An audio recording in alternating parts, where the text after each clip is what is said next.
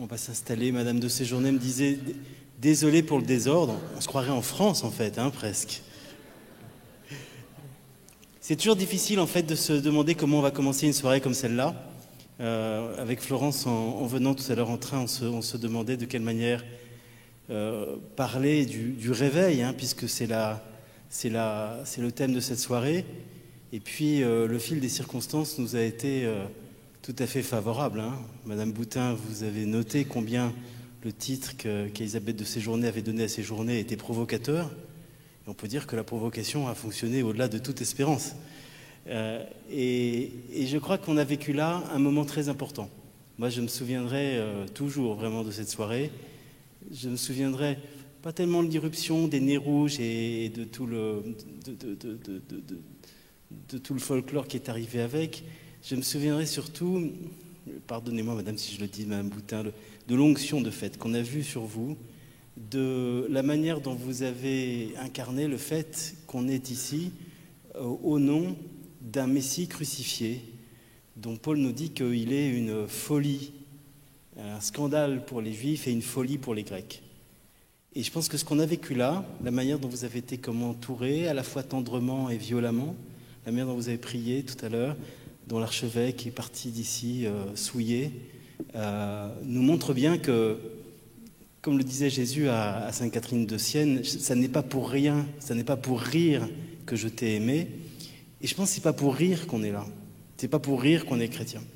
Et d'une certaine façon, cette soirée est une merveilleuse manière, je pense que le Christ nous donne à chacun de nous réveiller. C'est un vrai réveil qui a été fait là. Alors, peut-être Florence, raconte-nous un peu qui on est, parce qu'on est beaucoup moins célèbre que nos précédents intervenants. Alors, nous sommes mariés depuis presque 20 ans. C'est un petit rappel de pré-célébration d'anniversaire de mariage. Nous avons la joie d'être parents de 5 enfants qui ont entre 3 ans et demi et 17 ans, qui nous tiennent souvent réveillés. C'est une des vertus d'avoir ces âges différents. Et d'un point de vue spirituel, nous avons été aussi réveillés dans notre étape de foi. Marc, lorsqu'il avait 18 ans, il s'était laissé entraîner et kidnapper dans une retraite à Solesmes, dont il est revenu dans le bus, mangeant un sandwich au jambon, et en dégustant ce sandwich au jambon, a découvert le sens de la présence de Jésus, vivant et le regardant, comme quoi tout peut arriver. On peut être réveillé même dans un bus en mangeant un sandwich au jambon. J'ai vu un médecin américain l'autre jour qui m'a regardé d'un air suspicieux, qui m'a dit « Mais il n'y avait pas autre chose dans le sandwich ?» Et puis, en ce qui me concerne, c'est à 21 ans. Je pense qu'à 21 ans, j'aurais, en étant dans cette salle, plutôt été dans la petite troupe qui est venue faire ce petit temps d'animation que assise sur les chaises. Et puis, j'ai par hasard poussé la porte d'une église à 4 heures du matin, en plein Paris. Et je n'en suis pas sortie indemne. J'ai découvert plusieurs années plus tard que l'homme en blanc à genoux que j'ai vu au fond de cette église était un religieux qui était en adoration. J'aurais pas deviné sur le moment parce que je ne savais pas du tout ce que c'était que l'adoration. Mais j'ai été touchée, transformée en traversant cette église. Saint-Gervais, Saint-Protais, à Paris, derrière l'hôtel de ville, publicité gratuite. C'est un lieu dangereux, comme tous les lieux où il y a une prière constante. Et puis professionnellement, nous sommes tous les deux, on travaille tous les deux dans le domaine des ressources humaines et de l'accompagnement de dirigeants, d'équipes de direction, en recrutement, en évaluation pour Marc, en conseil sur ces sujets de ressources humaines et moi en coaching depuis quelques années. Ce qui fait vibrer notre cœur avec passion depuis 15 ans, c'est la première annonce de l'Évangile à travers les parcours Alpha qu'on a découvert à Londres il y a une quinzaine d'années et où déjà pratiquants, déjà dans l'Église, nous avons vécu un appel profond en se disant ce qu'on vit dans ces parcours alpha, qui sont une façon de découvrir la foi chrétienne ou de se poser la question du sens de la vie pour des personnes qui ne connaissent pas l'Église, qui ne connaissent pas le Seigneur. On s'est dit, ce qu'on vit là est tellement simple et tellement beau que le vivre pour nous, sans le ramener en France, c'est comme d'avoir un verre d'eau à la main et d'avoir quelqu'un à côté de nous qui meurt de soif et de ne pas lui donner ce verre d'eau. Parce qu'on a été nous-mêmes très renouvelés dans notre relation avec le Christ, dans notre vie de prière, et puis qu'on a vu des personnes par d'abord dizaines, puis centaines, puis par milliers, rencontrer le Seigneur, vivre un cœur à cœur profond avec lui. On a vu des paroisses être renouvelées, être transformées par ce qui se passait, par ces petites pentecôtes qui arrivaient dans des centaines, dans des milliers de lieux. Et donc c'est vraiment, voilà, avec une grande joie qu'on est au service de la première annonce de l'Évangile par la paroisse. Puis au fil des années aussi, on s'est rendu compte, et c'est pas un hasard, que ne pas connaître Dieu, c'est souvent un lien avec le fait de perdre le sens de ce qu'est une famille, et la famille humaine, même à un niveau très humain. Et on a été amené à aussi beaucoup s'engager dans les parcours pour les couples, Alpha Couple, et puis maintenant Alpha Parents, qui sont vraiment des lieux pour aider les couples à consolider leur amour et les parents à vivre leur vie de parents. C'est ces aventures qui nous ont amenés il y a quelques mois, en octobre 2012, il y a un an maintenant, à avoir le privilège, la joie extraordinaire d'être invité à participer aux travaux des évêques lors du synode sur la nouvelle évangélisation, qui a été le dernier synode convoqué par Benoît XVI, qui a été un temps pour nous de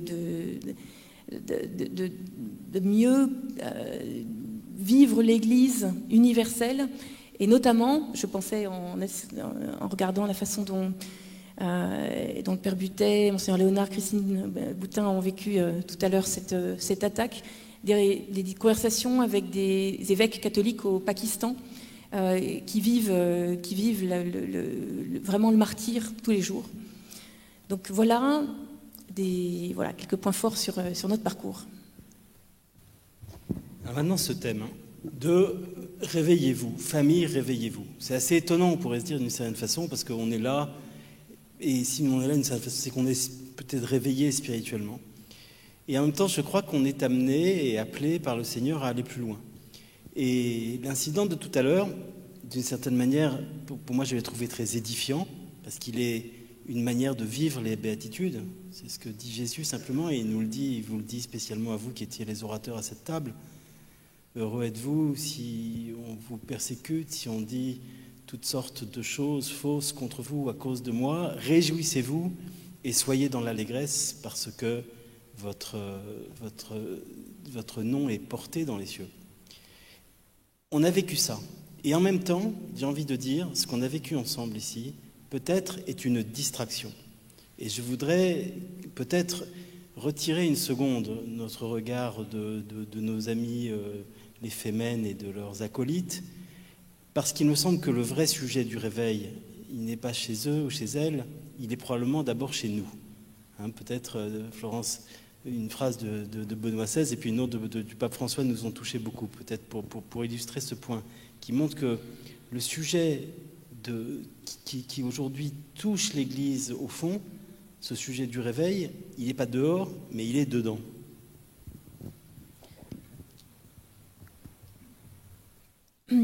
Benoît XVI, je crois que c'était en décembre 2012, au Bundestag.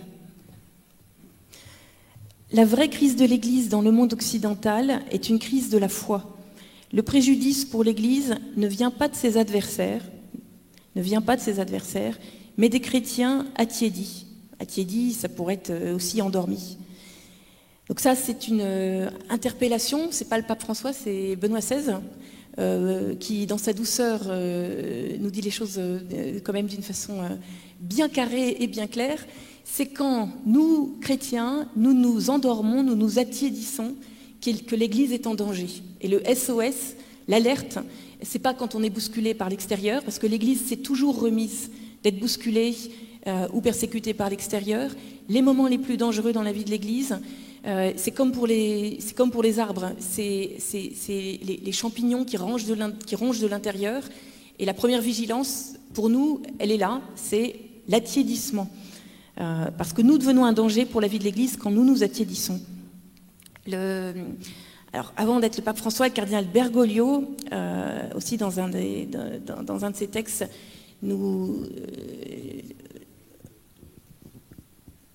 Dans son discours qu'il a prononcé, c'est une date historique, le 9 mars 2013, c'est-à-dire quelques heures avant d'être élu, c'est le texte qu'il a prononcé dans les travaux préliminaires avant l'ouverture officielle du conclave. Donc c'est un petit peu sa vision de l'Église, son programme, on le dirait, dans un autre monde.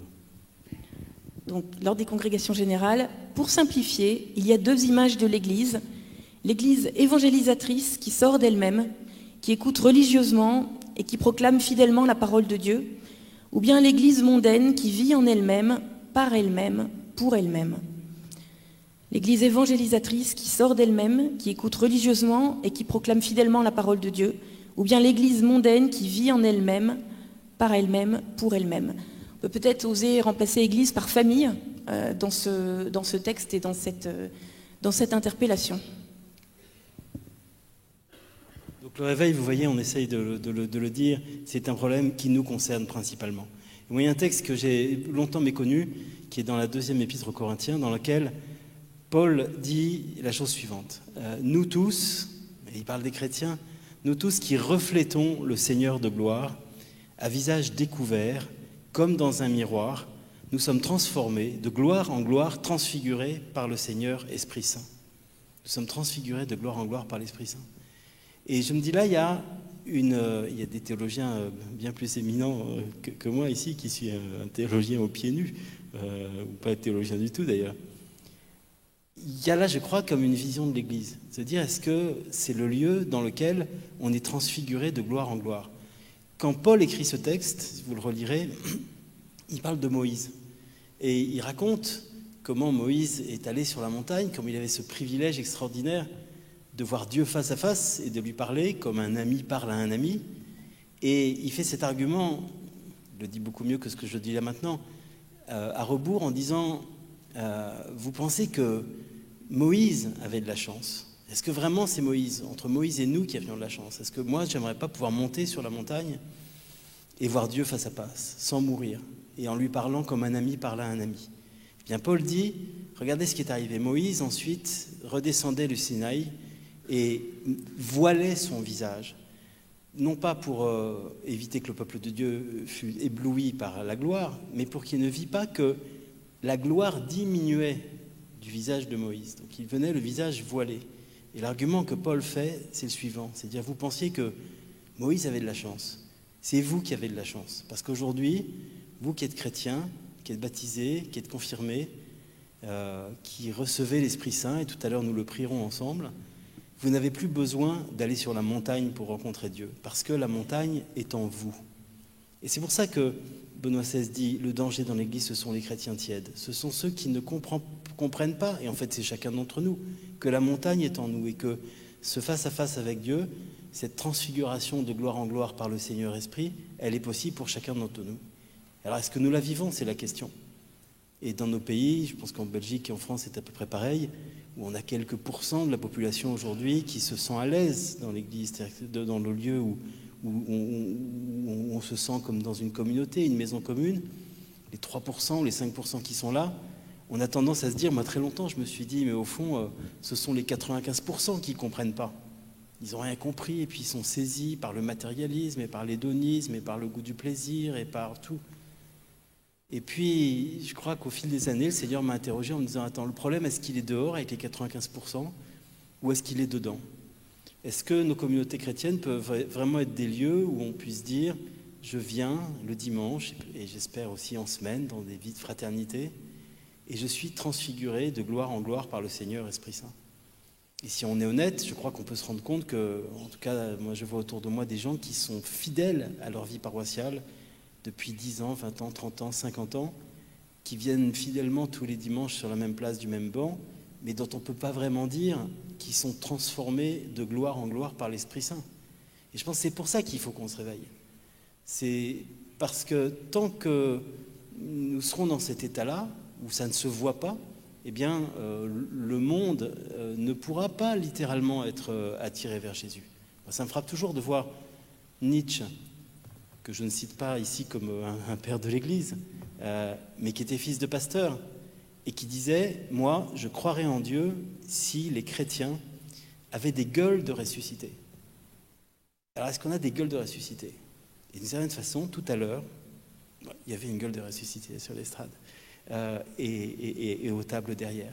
Et je pense que c'est là le réveil. Et donc, c'est cette question de savoir comment est-ce que nous nous laissons saisir par lui, par l'Esprit de Jésus, pour être transformés de gloire en gloire et avoir véritablement des gueules de ressuscité. Tout à l'heure, on priera, et j'aimerais qu'on prie spécialement pour les Femen et pour leurs copains au nez rouge, pour que ce contact qu'ils ont eu avec l'Église, qui pour moi est un contact exemplaire, c'est un contact qui fait ressentir quelque chose de la grandeur de Dieu, de la passion de Jésus, de l'amour du Christ, que ce petit contact soit comme un germe planté dans leur cœur et que ce germe fleurisse. On priera tout à l'heure à la fin de la soirée pour eux. Parce que là, il y a eu une rencontre merveilleuse entre l'Église et le monde. Et il faut rendre grâce à Dieu pour ça, même si elle a été bousculante pour les uns et pour les autres.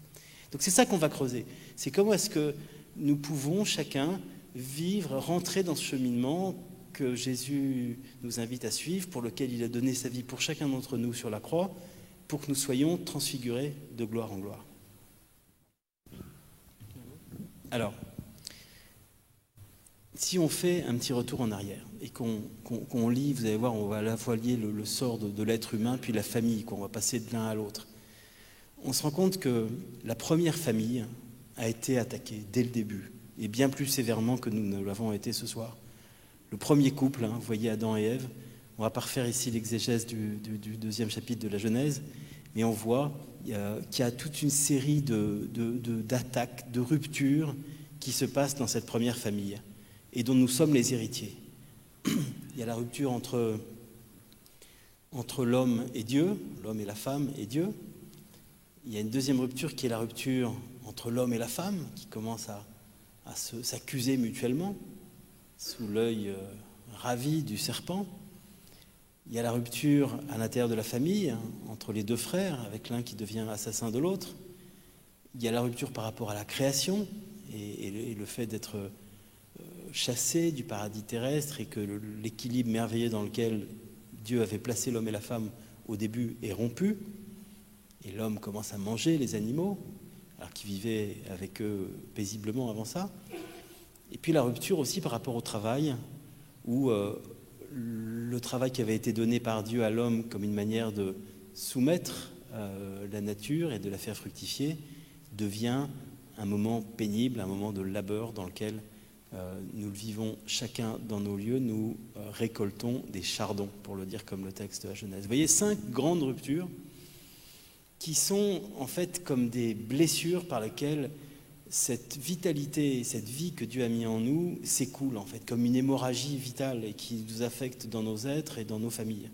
La rupture avec Dieu, la rupture avec entre l'homme et la femme, la rupture à l'intérieur de la famille entre les frères, la rupture avec la création et la rupture avec le travail. Et un grand-père de l'Église, alors celui-là un vrai, qui était Saint Grégoire de Nazianze, dit avec ces ruptures, Dieu, pour reprendre le plan originel, a créé l'Église, et l'Église est le lieu de cette recréation, de la recréation du monde et du fait que ces blessures soient guéries. L'Église le dit avec à juste titre que la famille est une église domestique, et la raison pour laquelle les familles doivent se réveiller, sont appelées à se réveiller, c'est précisément parce qu'elles auront un rôle immense. Pas un rôle, et je reviens sur ma notion entre intérieur et extérieur, pas seulement pour ce qui s'est passé en France autour du mariage pour tous, d'une certaine façon, et presque une distraction aussi par rapport à ce que je dis là. Parce que c'est tentant, vous voyez, on fait ghetto, on se tient chaud, on désigne un ennemi à l'extérieur, c'est le gouvernement, ou c'est tel parti, ou c'est tel... Et on oublie qu'en fait, au fond, l'Église nous est donnée par le Christ qui donne sa vie pour elle sur la croix, pour que ce soit le lieu d'une récréation, d'une recréation, d'un lieu d'une restauration de l'amitié entre l'homme et Dieu, entre l'homme et la femme, entre les frères entre eux, entre l'homme par rapport à la création et entre l'homme par rapport à son travail. Et c'est ça qu'on va regarder. Il nous semble que la manière dont nous sommes comme famille, comme êtres humains, quelle que soit notre situation familiale, appelés à nous réveiller, c'est d'essayer de retrouver en profondeur ce que Dieu nous donne très concrètement comme moyen pour revivre la vie splendide à laquelle nous avons tous été appelés. Un tout petit exemple de ce qu'on est souvent amené à voir dans les parcours alpha, ce sont des enfants, parfois des très jeunes enfants, qui font un chemin de foi et qui interpellent beaucoup leurs parents.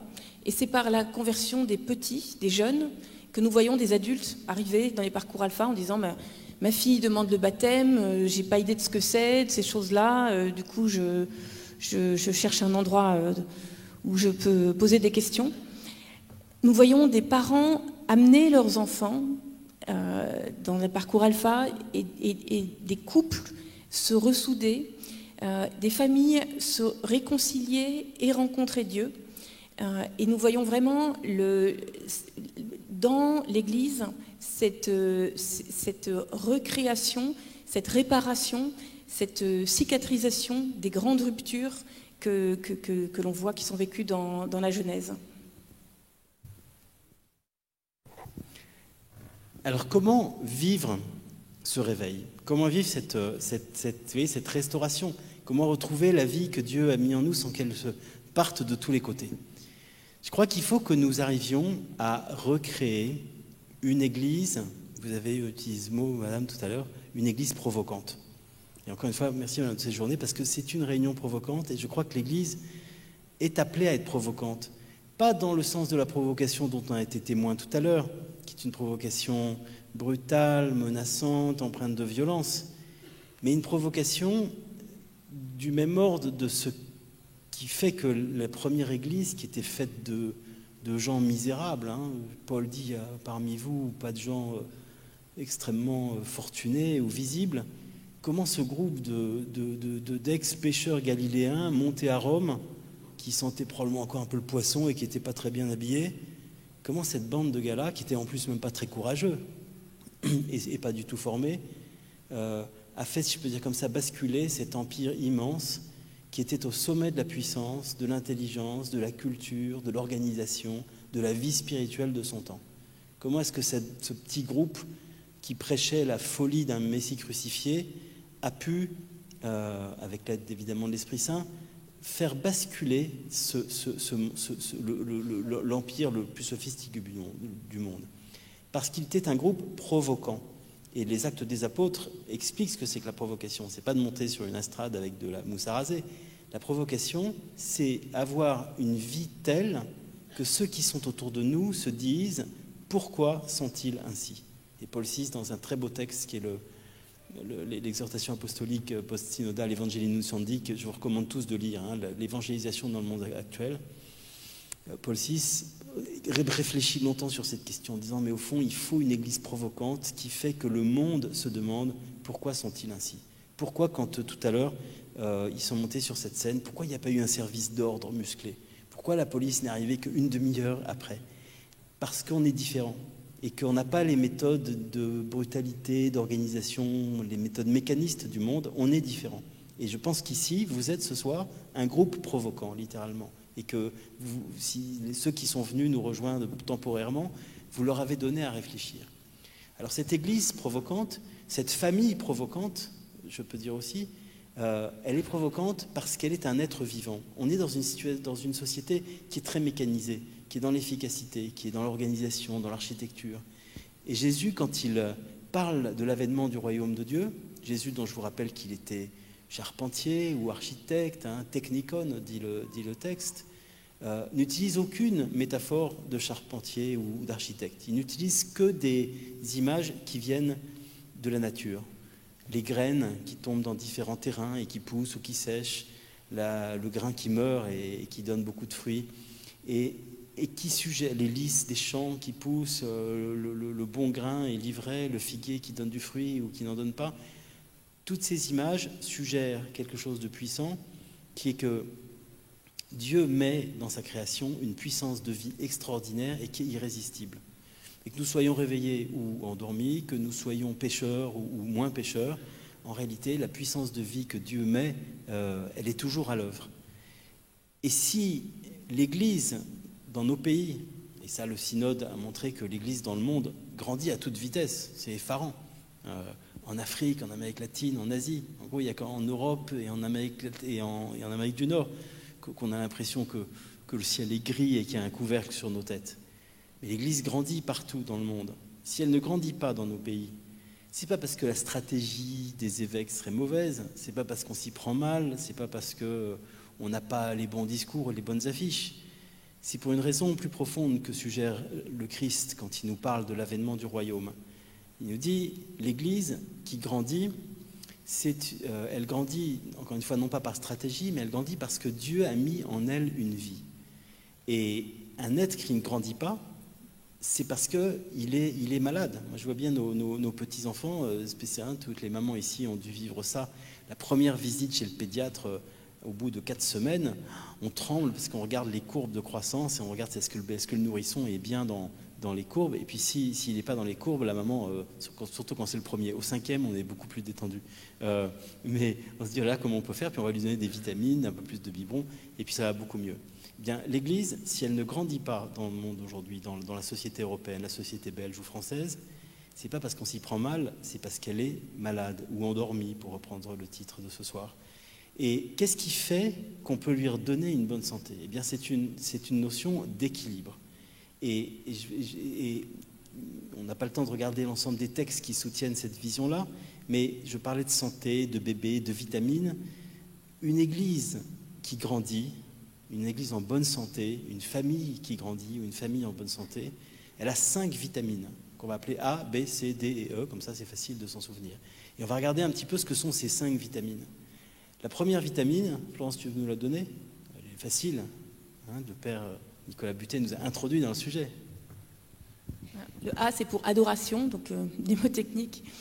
Et derrière l'adoration, vraiment ce sens de la présence de Dieu au cœur de notre vie individuelle, de la vie de famille. Aussi, alors littéralement dans l'adoration, et puis aussi dans la capacité à se tourner vers Dieu d'une façon naturelle et spontanée dans la vie de famille, dans la vie de tous les jours. Alors on a plusieurs... ça peut être de prier les uns pour les autres dans notre famille. Ça peut être de prier quand un enfant a un souci ou quelque chose qui se passe, de prier pour un ami d'un enfant ou un ami de la famille qui a un problème. Ça peut être d'avoir... moi j'ai un petit rite qui est dès que le téléphone sonne, c'est de prier avant de décrocher le téléphone pour la personne et pour la conversation. Ça je vois que mes enfants l'ont repris aussi. Donc le A de adoration, qui est la première vitamine pour être équilibré. Et qui doit vraiment rentrer dans la vie quotidienne en fait. Hein. Un peu, ça me rappelle une histoire où il y a cette petite fille qui est là et il y a monsieur le curé qui vient déjeuner. Et alors la famille dit, oh là là, monsieur le curé vient déjeuner, on va quand même essayer de dire le bénédicité. Et donc la maman dit à la petite fille, eh bien, Marjorie, tu devrais, pourquoi tu commences pas en disant, tu sais, comme on fait d'habitude. La petite fille qui n'a pas idée, parce qu'ils disent jamais de bénédicité, puis il y a le curé qui est là. Mais elle dit, oui, tu vois bien ce que je dis toujours. Je te dis toujours quand on a des invités, la petite fille, elle ne voit pas, elle a 8 ans, elle se gratte la tête. Puis d'un seul coup, elle a un éclair de souvenirs, et elle dit, ah oui, je me souviens maintenant, tu dis toujours avant le déjeuner, oh là là, mon Dieu, pourquoi est-ce que j'ai invité ces gens-là? Bon. Donc ça c'est l'adoration, mais centré, vous voyez, dans la famille. La deuxième lettre, donc c'est B, c'est l'idée d'une belle communauté. Et là, comment est-ce qu'une famille est une communauté? Je crois qu'il y a un vrai risque d'endormissement de la famille. Et on va revenir à nouveau sur cette problématique dedans, dehors. Je crois que l'Église, c'est C'était une magnifique interview du pape François donnée à la revue des Jésuites, en disant « C'est quoi la mission de l'Église ?» Et bien il répond, vous savez ce qu'il répond? Il dit « C'est d'être l'Église. Il n'y a pas d'autre mission. » Et en étant l'Église, et en fait, il ne le dit pas comme ça, mais en étant provocatrice, comme son Seigneur a été et reste provocateur, elle devient une lumière pour le monde. Eh bien, de la même manière, une famille, elle doit être provocatrice en étant, c'est le deuxième, le belle communauté, en étant non pas repliée sur elle-même. C'est le cardinal Dustiger qui disait le mariage, c'est autre chose qu'un ensemble de mauvaises habitudes à prendre à deux. Hein?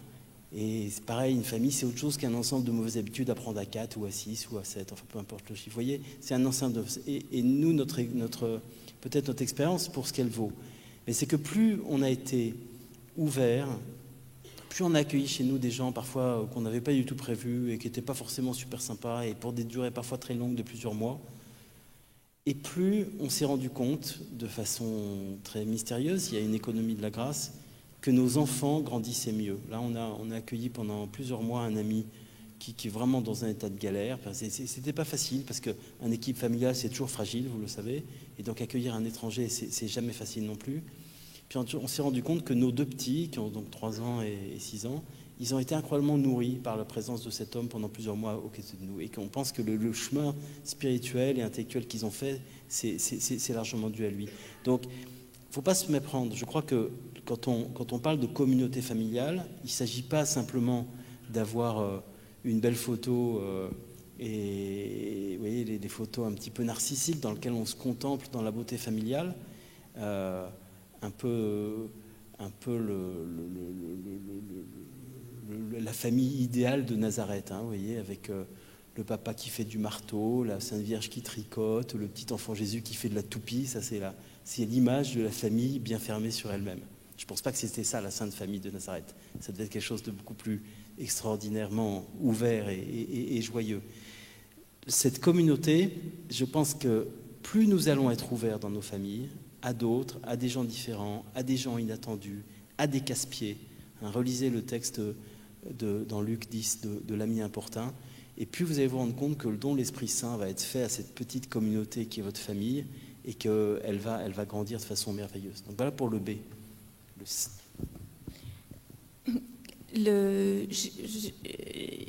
Avant de rencontrer le Seigneur, avant cette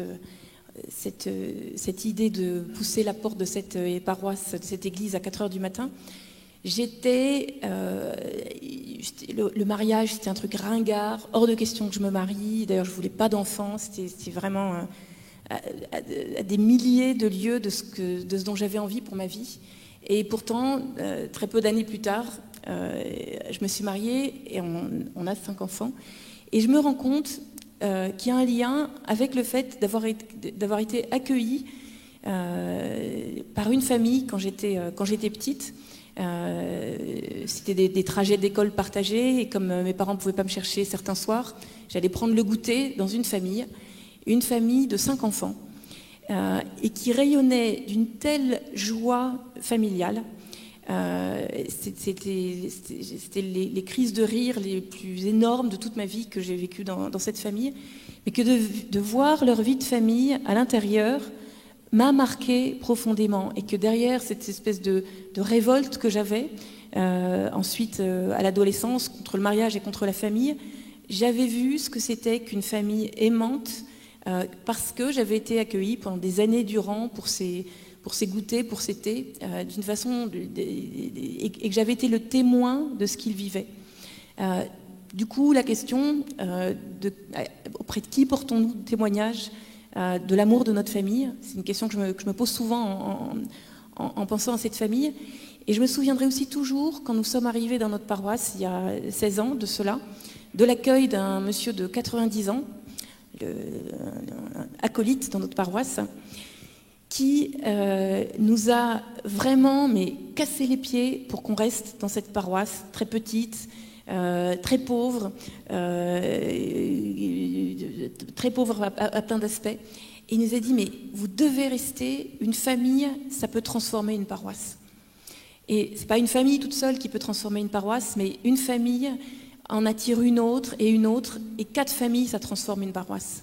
la puissance de transformation d'une famille qui accueille et d'une famille qui s'engage dans une paroisse est colossale. Peut-être sur ce thème, et pour rajouter un point là-dessus important, on est très frappés, nous, dans le travail que nous faisons autour d'Alpha, sur le lien entre les prêtres et les laïcs. Ce lien, là aussi, doit être réveillé, restauré. Le pape François, dans une phrase d'une très grande brutalité, il me semble, parle du cléricalisme, en disant c'est une attitude qui est à deux versants, un versant qui est du côté du prêtre, qui utilise indûment son autorité pour exercer un pouvoir, qui engendre, et c'est l'attitude symétrique, une attitude de passivité chez les laïcs. Et il a une expression très forte, il dit « cette double attitude constitue une complicité pécheresse ». Vous voyez, c'est la même idée, c'est-à-dire que le mal est à l'intérieur, ce qui nous ronge, c'est à l'intérieur. Et je pense que ce pape va nous appeler de plus en plus fortement et fermement à une conversion pastorale. Cette conversion pastorale qui est la conversion de l'ensemble de nos communautés, pour qu'elles soient justement des communautés extraverties, accueillantes, comme vous disiez tout à l'heure, madame, respectueuses aussi de leur environnement, requiert un renouvellement, un réveil et une restauration, le fait d'une guérison du lien entre les prêtres et les laïcs. Et il me semble qu'un des lieux principaux de cette guérison et de cette amitié et de cette fécondité, c'est la famille. Donc, ça, vraiment, si on peut vous inviter, chacun, réfléchissez aux prêtres que vous connaissez et dites-vous, au-delà de la mondanité qui fait que c'est sympa d'avoir le curé à la maison une fois par an avec des petits gâteaux, mais de se dire, au fond, on est dans un combat extraordinaire, on l'a vécu encore ce soir. Il faut que nous soyons profondément soudés à nos pasteurs, il faut que nous les aidions à se restaurer, à être des hommes debout, enracinés. Faites en sorte que dans ce cadre de la belle communauté, la famille soit le lieu d'une amitié renouvelée et approfondie et inconditionnelle et mûre entre les laïcs et les prêtres. Ça, c'est pour le B. Le C, c'est la charité. Moi, il y a un proverbe yiddish qui me marque beaucoup, qui dit « Tu arrives tout nu dans le monde, le reste, c'est du bénéfice ». Et en fait, c'est pas mal d'y penser comme ça, parce que ça nous rend beaucoup plus détendus, évidemment, par rapport à ce que nous possédons. Nous essayons, alors on n'y réussit pas toujours, Florence me disait, mais est-ce qu'on va leur dire qu'on le fait, parce qu'on ne le fait pas si bien que ça? Enfin, je vous partage au moins notre intention après. C'est de nous éduquer déjà nous, et d'éduquer nos enfants aux relations par rapport à la charité à une multitude de facettes, mais dans le sens où on l'entend ici, dans le fait de donner. Montrez à vos enfants ou à vos petits-enfants ou à vos nièces et neveux, apprenez-leur à découvrir de manière très concrète qu'il y a vraiment, moi, je l'ai découvert comme ça, une économie de la grâce, dans laquelle je donne et Dieu donne. Et puis je donne et je reçois, et je donne et je reçois, et je donne et je reçois. Et mon expérience, depuis des années, je pense que des chrétiens depuis le début, c'était celle-là. Je donne et je reçois, et je donne et je reçois. Ce n'est pas un marché, c'est une espèce de flux merveilleux que je peux rompre à tout moment. Et à chaque fois que je romps, c'est un peu comme qu'on interrompt un ruisseau. Bah, bizarrement, cette économie de grâce s'interrompt. Donc, faire en sorte que les familles soient vraiment des lieux dans lesquels une charité en acte, on ne peut pas forcément lire Caritas in Veritate à table, mais les parents devraient le lire et puis mâcher ce texte pour dire, mais au fond, moi, comme père de famille, mère de famille, qu'est-ce que ça signifie dans ma tâche d'éducation, pour que la famille soit vraiment le lieu de l'éducation à la charité. Voilà pour le C. Pour le D. Pour le D, c'est la vie de disciple. Je reviens, j'y passe pas trop de temps parce qu'on en a parlé beaucoup puis qu'il commence d'être tard. Nous sommes faits, c'est la demande de Jésus, sa demande instante après la résurrection. Il leur dit, allez dans le monde entier, de toutes les nations, faites des disciples, baptisez-les au nom du Père, du Fils, du Saint-Esprit. Il leur dit, allez faire des disciples. Il ne leur dit pas, allez faire des réunions, faites des disciples. Et je pense qu'on a perdu, dans l'Église catholique, ou en tout cas dans nos pays, le sens d'être un disciple. qu'est-ce que c'est que d'être un disciple du Christ? Est-ce que finalement, quand je reçois le sacrement de la confirmation à 17 ans, qui est mon dernier tampon sur le carnet de vaccination, est-ce que j'ai atteint une forme de plateau spirituel ou est-ce que je suis appelé à aller plus loin? Et je pense que le réveil de l'Église et le réveil de nos familles, il passe par cette compréhension profonde que nous sommes appelés à être, encore une fois, transfigurés de gloire en gloire par l'Esprit Saint. Christ en nous, l'espérance de la gloire, faire en sorte que ce à quoi je suis appelé, ce pourquoi j'ai été créé, c'est être à la fois pour être Marc et en même temps Jésus prenant toute la place en Marc. Et c'est comme ça que je serai moi-même. Comment faire pour que nos communautés sont des lieux où chacun nous puissions faire ce chemin? Comment redécouvrir que je ne peux être complètement moi-même que si je laisse progressivement, et ça prend du temps, c'est une vraie transfiguration, c'est une vraie métamorphose, laisser le Christ prendre pleinement sa place en moi. C'est douloureux. Hein, on dit souvent que pour une chenille, la transformation en papillon, c'est une catastrophe. Pour beaucoup de chrétiens, d'être configurés plus progressivement et plus fidèlement au Christ, c'est vécu aussi comme une catastrophe, parce que ça implique en fait des tas de morts et de transfiguration en nous. Donc comment est-ce que dans l'Église, comment est-ce que dans la famille, qui est l'Église domestique, je peux moi-même, comme père ou comme mère de famille, aider mes enfants, m'aider moi-même à grandir dans cette dimension de disciple. Si la famille n'est pas le lieu où ce mouvement débute, je crains que nos paroisses, nos communautés chrétiennes, en fait, ne pourront pas être des lieux où ça se vit. Et on est en même temps les premiers à être bien placés pour savoir que c'est dur de vivre au sein de la famille, que aussi le lieu des passions et des contradictions, et que nous vivons, spécialement quand on a des adolescents, sous le regard implacable d'êtres qui sont très très doués pour vous placer face à vos propres contradictions. Et alors nous, pratiquement à chaque repas, nos enfants s'exclament « Oh, on dirait Marge Simpson, oh, on dirait Homer Simpson ». Donc la comparaison repoussoire pour nous, c'est les Simpsons. Je ne sais pas si vous voyez, c'est une espèce d'horrible dessin animé américain, très cynique, mais qui fait beaucoup rire nos enfants. Ça nous garde dans l'humilité.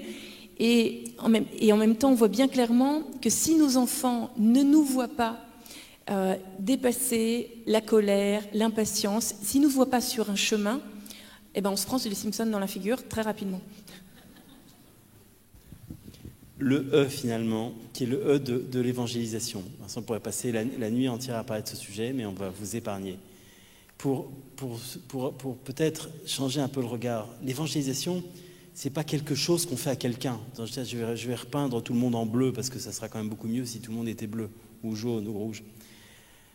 On peut avoir, spécialement dans l'environnement dans lequel nous vivons, dans lequel il y a une vraie dose d'hostilité, alors c'est spécialement vrai dans ce pays, la tentation de se dire, au fond, on est dans une forteresse assiégée et heureusement nos murs sont solides et nos ponts-levis bien huilés. Et puis parce que le pape nous le demande, parce que nos évêques nous le demandent, il faut évangéliser. Et donc de temps en temps, on lève la herse, on abaisse le pont de vie, on envoie nos meilleurs cavaliers dans les villages alentours, faire quelques prisonniers qu'on ramène ventre à terre, et ça y est, on les a ramenés dans la boutique, et donc on a évangélisé. Bon, vous voyez, il peut y avoir une tentation que l'évangélisation soit ça. On a capturé des malheureux dehors, et puis ensuite on leur explique à coup de catéchisme ce qu'il faut qu'ils croient. L'évangélisation, c'est pas ça. Vous le sentez dans la façon dont on en parle. L'évangélisation, elle est dans cette question de la provocation, qui est j'ai une vie tellement configurée à celle de Jésus qu'il y a cette question comment sont-ils ainsi? Et c'est en fait toute ma vie qui devient évangélisatrice, mais à condition d'être un disciple. Il y a un équilibre à trouver parce qu'il y a eu à un moment une tentation dans l'Église de dire tout est évangélisation. Tout ce qu'on fait dans l'Église, c'est de l'évangélisation. Donc si je ramasse une épingle à cheveux dans une église, c'est de l'évangélisation. Non, c'est pas ça. Il y a quelque chose à trouver entre l'aspect de la forteresse dans lequel je fais grandir le nombre de ceux qui sont dans le petit troupeau et puis l'aspect dans lequel on dissout et tout ce qu'on fait dans l'Église et l'évangélisation. Il y a, je crois que l'évangélisation, une vraie, profonde implication de chacun d'entre nous. Ce n'est pas juste un truc qu'on fait. Ce n'est pas quelque chose qui serait réservé aux bons orateurs qui iraient sur la grande place de la ville avec une caisse à savon et une Bible pour annoncer que le royaume des cieux est proche. C'est quelque chose qui doit nous impliquer profondément dans tous les aspects de notre vie. Encore une fois, pourquoi est-il ainsi? Pourquoi est-elle ainsi? C'est un peu la recette, si vous voulez, du jambon au bacon, en fait, pour moi, l'évangélisation. La recette du jambon au bacon, il y a deux acteurs. Il y a la poule et le cochon. La poule participe, mais le cochon s'implique. Bon. Ben nous, dans l'évangélisation, on est le cochon de l'évangélisation. C'est-à-dire qu'on s'implique, ça nous coûte quelque chose. Et on le voit bien, on l'a vu ce soir. C'est coûteux. Et c'est pas très coûteux de fait par rapport à ce qui se vit au Moyen-Orient aujourd'hui ou dans certains grands pays musulmans en majorité, où vous lisez simplement les Actes des Apôtres où ils étaient jetés au lion, torturés, flagellés, sciés en deux. Ça n'est pas grand-chose, mais ça demande une implication profonde. Je pense que si nous voulons nous réveiller profondément, il faut aller au-delà de simplement dire je fais un petit cours alpha de temps en temps, c'est ma vie entière qui doit être évangélisatrice. Alors voilà, A, B, C, D, E. Je pense qu'il est très important, peut-être retenez ça, ce point-là, il est fondamental. C'est le mot d'équilibre. C'est que nous vivions des vies chrétiennes et des vies tout court qui sont des vies équilibrées. Peut-être qu'en entendant ces dimensions ce soir, j'espère certainement, vous vous êtes tous retrouvés dans une ou l'autre de ces lettres, en disant « mais ça, je le fais ». Et ça a été vraiment une des malédictions de la vie de l'Église, en tout cas en France, c'est la division entre ces différents aspects. C'est-à-dire qu'on avait d'un côté les chrétiens sociaux qui faisaient de la charité, de l'autre côté les chrétiens priants qui étaient très bons dans l'adoration. Et ce n'est pas du tout ce qu'a voulu le Christ. Le modèle que nous propose Jésus, la vie extraordinairement exigeante et belle qu'il a proposée à ses disciples pendant les 3 ans qu'ils ont cheminé ensemble, c'était une vie équilibrée A, B, C, D, E. Et donc, ce qui fait que nos familles seront réveillées, seront croissantes, que notre Église sera féconde, c'est un vrai équilibre. Et cet équilibre, il doit se jouer à différents niveaux. Il doit se jouer d'abord à nos niveaux, à chacun, individuellement. Donc, et on va prier tout à l'heure et peut-être remettre devant le Seigneur en disant finalement, dans ces 5 dimensions de l'adoration, de la belle communauté, de la charité, de la vie de disciple et de l'évangélisation, où est ma préférence? De quoi, vous voyez, moi j'aime bien, j'aimais trop, puis ça se voit maintenant, j'aime bien les tartines beurrées, quoi. J'aime mieux les tartines beurrées que les épinards. Alors à un moment ça se voit et ça crée des déséquilibres qui sont en fait pas bons pour la santé. Ben, où est-ce que dans ma diète spirituelle, j'ai un déséquilibre? De quelles vitamines j'ai besoin? Donc il faut le vivre déjà à notre niveau individuel. Ensuite, on est invité à le vivre dans notre vie familiale, à explorer, à relire notre vie familiale, qu'on soit parents, grands-parents, oncles, tantes, amis d'autres familles. Comment est-ce que je peux faire pour qu'une vie familiale soit un écosystème équilibré dans lequel ces 5 dimensions sont vécues? Et puis il faut le vivre aussi au niveau de l'ensemble je prends ce mot peut-être un peu fort, des ministères dans une paroisse, dans une communauté chrétienne. Très souvent, on se dit, le secours catholique, ils font la charité. Et puis le groupe de prière, ils font l'adoration. Et puis les funérailles, c'est aussi probablement quelque chose qui est entre eux. En réalité, je me rends compte que les communautés chrétiennes vivantes ont tous des ministères qui prennent très au sérieux ces 5 dimensions-là. Donc si je suis responsable dans ma paroisse du service des funérailles, je vis la dimension d'adoration en montrant aux personnes qui sont là au moment du deuil la dimension de Dieu qui est là et qui est présent et qui accueille. Et très souvent on a peur, on a honte, on se dit mais on ne peut pas, ça serait du prosélytisme. Je vis la dimension de la communauté et souvent elle est vécue parce que c'est la communauté chrétienne qui accueille. Et très souvent aujourd'hui un grand nombre de gens meurent seuls et seraient enterrés seuls si la communauté chrétienne n'était pas là. Je vis la vie de charité et je suis là pour soutenir et pour aider. Je vis la vie de disciple en me disant mais finalement les personnes qui sont là, peut-être elles viennent dans l'église une fois tous les 10 ans, une fois tous les 20 ans. Comment est-ce que je fais pour que ce moment-là, ces 2 heures qui passeront, soit un moment de croissance spirituelle dans la vie de gloire en gloire que Dieu attend pour elle. Et puis c'est un moment d'évangélisation. Vous voyez? Donc si chacune de nos activités dans l'Église prenait grand soin d'être équilibré sur ces 5 piliers, vous verrez qu'on changerait complètement. Puis à ce moment-là, on arrive à quelque chose d'équilibré au niveau de toute la communauté chrétienne. Et la communauté chrétienne ensemble doit vivre, la paroisse, pour prendre celle-là, ou l'aumônerie, ou le mouvement, veiller là aussi à avoir ces 5 dimensions. Et nous, ce qu'on voit, après avoir eu la chance de connaître littéralement des milliers de paroisses en France, puis aujourd'hui à travers le monde, on voit bien qu'il y a une préférence qui est liée aux préférences culturelles d'une communauté ou aux préférences du curé, qui fait que là aussi, ces communautés sont déséquilibrées, qu'elles préfèrent l'évangélisation par rapport à l'adoration ou le service social par rapport à la vie de disciple. Donc là, c'est cette notion d'équilibre que je voudrais qu'on retienne. Alors maintenant, en sous-jacent de ça, parce que tout ça c'est bien, mais il faut une énergie pour la donner. Et Florence va nous parler un peu de cette énergie. Comment se réveiller? On a une amie qui était une jeune avocate dans une grande ville, qui était catholique, mais qui elle-même décrivait sa vie comme étant un peu plus une habitude de pratique qu'une foi vivante. Et un jour, elle était à la messe, elle était consciente de s'embêter à la messe, et elle a eu une prière très dangereuse. Elle a dit au Seigneur, « Réveille-moi ». Et elle a vécu une expérience spirituelle qu'elle décrit, il me semble, dans mes souvenirs, comme étant de se prendre une sorte de boule de feu dans la figure, qui l'a amenée à faire des choix de vie et d'engagement extrêmement radicaux. Donc cette petite prière, « Réveille-moi », était une prière dangereuse, et le thème de cette soirée est un thème dangereux. Donc ça peut être un point de départ. Et il y a un autre point de départ. On se sent comme on est. On peut se sentir fragile ou ébranlé. Moi, personnellement, je viens de perdre ma mère. Je suis très ébranlée à plein de points de vue. On a des périodes de fragilité où on est ébranlé. Ou des périodes où voilà, on essaie d'être fidèle, mais on le vit un petit peu en se disant qu'on s'accroche.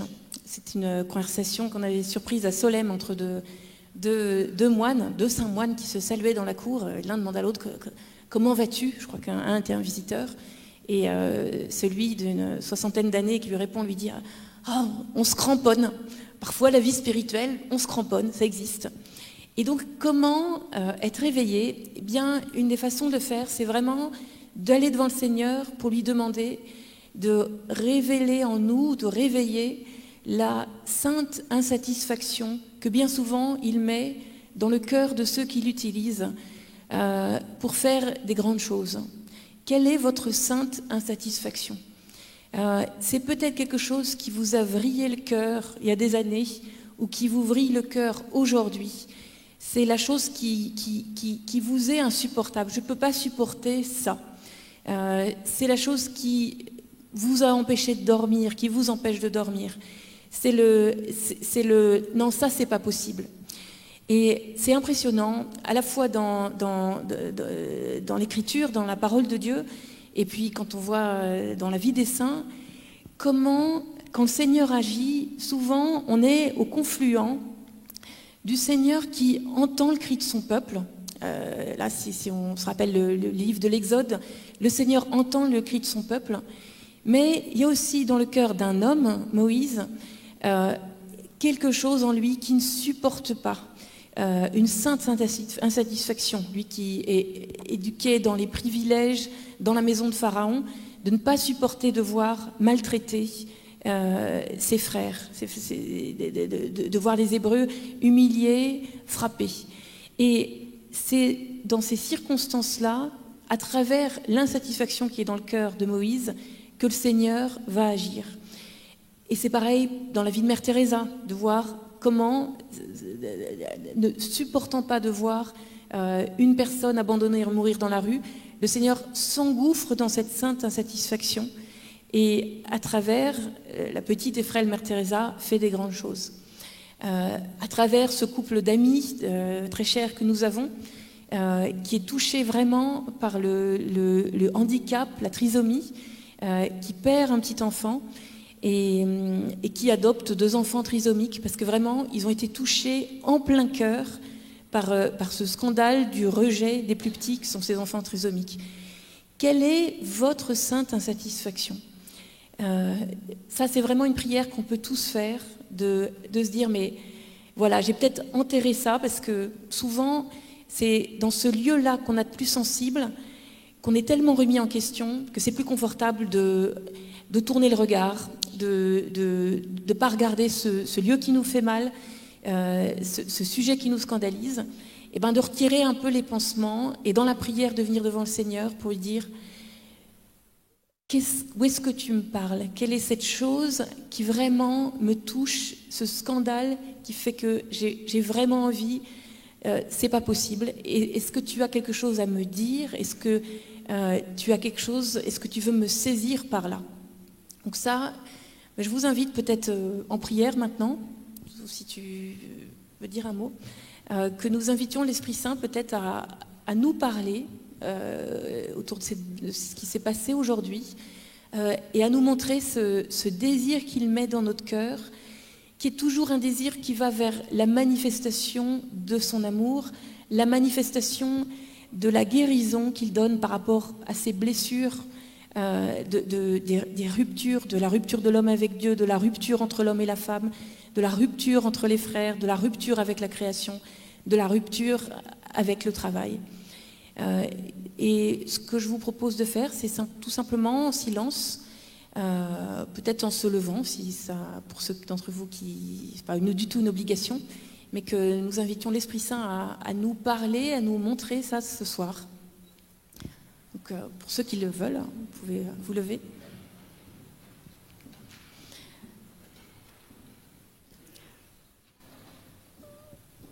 Vous avez le droit de garder les yeux ouverts, mais aussi de les fermer. Et puis, si vous le souhaitez aussi, peut-être en signe qu'on est prêt à des choses dangereuses avec lui aujourd'hui, d'ouvrir nos mains en signe de réceptivité à l'action du Saint-Esprit.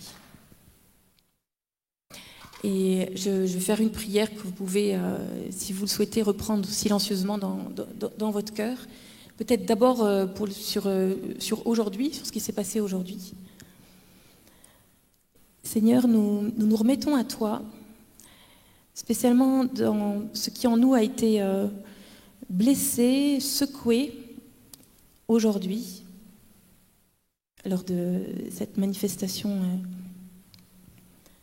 de tout à l'heure avec ces jeunes femmes et ceux qui étaient avec elles.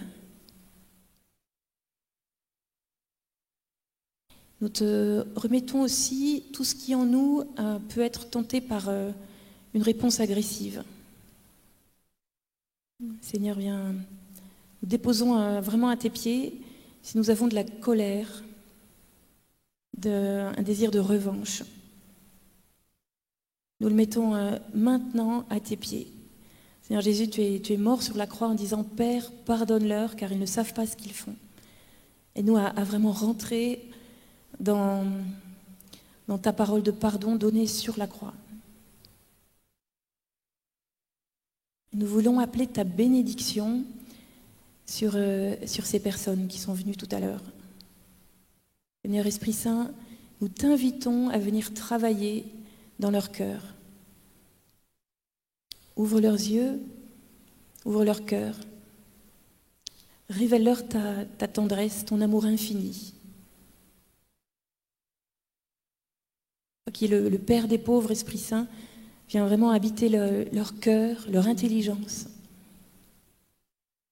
Et nous voulons être ceux qui bénissent. Et puis nous nous confions à toi ce soir, en prenant un temps de silence. Viens nous montrer, Seigneur, viens réveiller en nous ta grâce, ton appel, l'appel que tu nous adresses à chacun. Viens nous montrer ce lieu d'insatisfaction, où vraiment nous pouvons être saisis par ton amour qui cherche l'homme. Prenons un temps de silence pour que l'Esprit Saint nous parle, nous dise ce qu'il a à nous montrer sur ce sujet.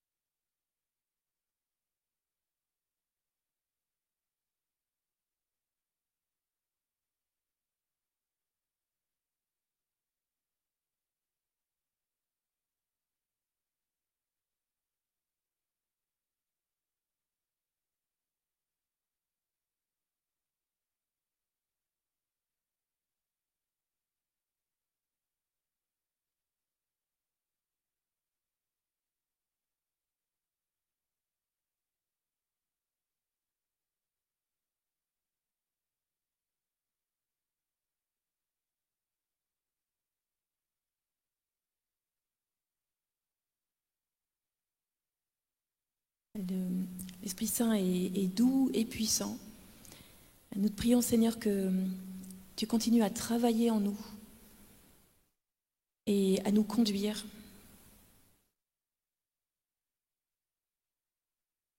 Nous prions que tu fasses vraiment brûler notre cœur, même si il y a peut-être ici beaucoup qui ont un sentiment d'impuissance.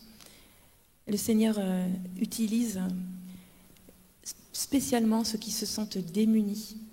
Seigneur, nous te demandons de nous montrer à chacun le lieu où tu veux faire une différence à travers les serviteurs inutiles que nous sommes. Et Seigneur, je te prie que tu viennes fortifier et bénir chacun de nous aujourd'hui dans cette salle. Au nom de Jésus, Amen. Je vous salue, Marie, pleine de...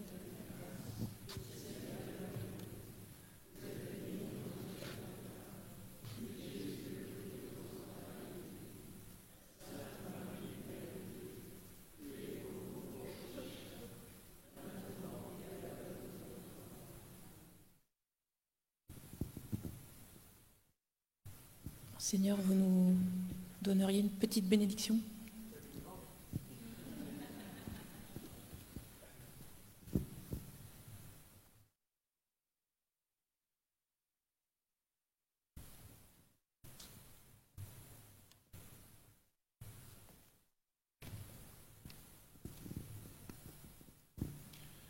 Que le Seigneur tourne vers nous son visage de miséricorde et de paix.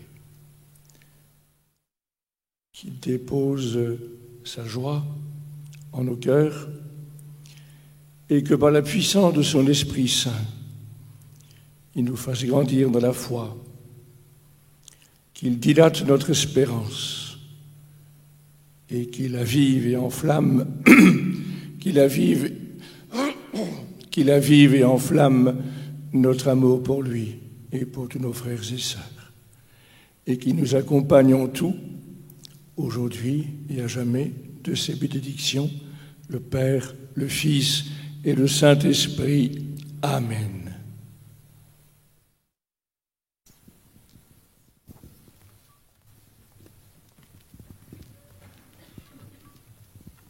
Bonne soirée, bonne nuit. Dormez bien.